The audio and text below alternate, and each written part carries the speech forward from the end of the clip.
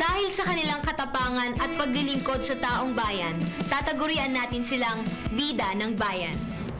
Si Bobby de la Paz, doktor na nagpunta sa probinsya ng Samar upang doon maggamot ng mga mahihirap.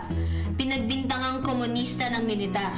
Isang araw, habang siya ay nasa kanyang klinika, ay binaril siya ng isang di kilalang lalaki.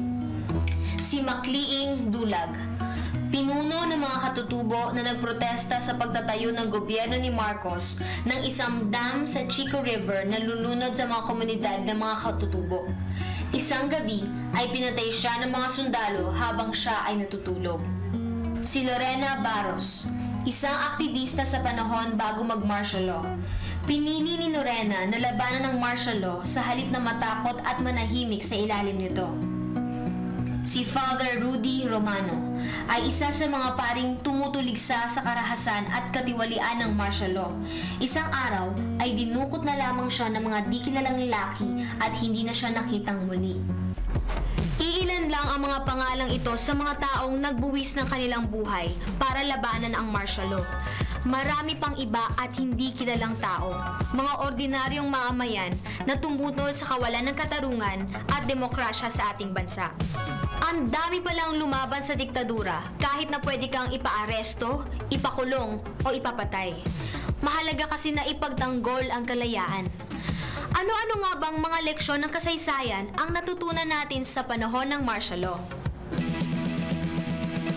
Hindi lang paladayuhan ang maaaring mang-agaw ng kalayaan ng isang bansa, kundi pati rin ng isang kababayan tulad ng isang diktador.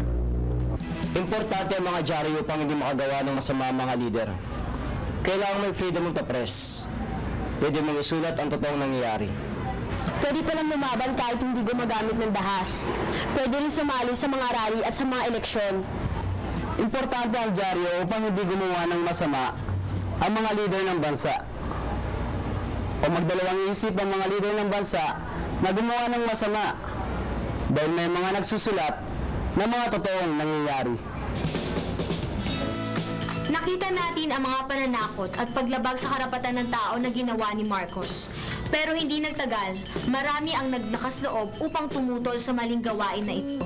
Nagkaisa ang mga sektor ng lipunan laban sa pang-aapi at kawalan ng demokrasya at natuto ang mga tao ng isang mahalagang leksyon. Nakatungkulan ng bawat isa sa atin na ipagtanggol ang ating kalayaan at mga karapatan.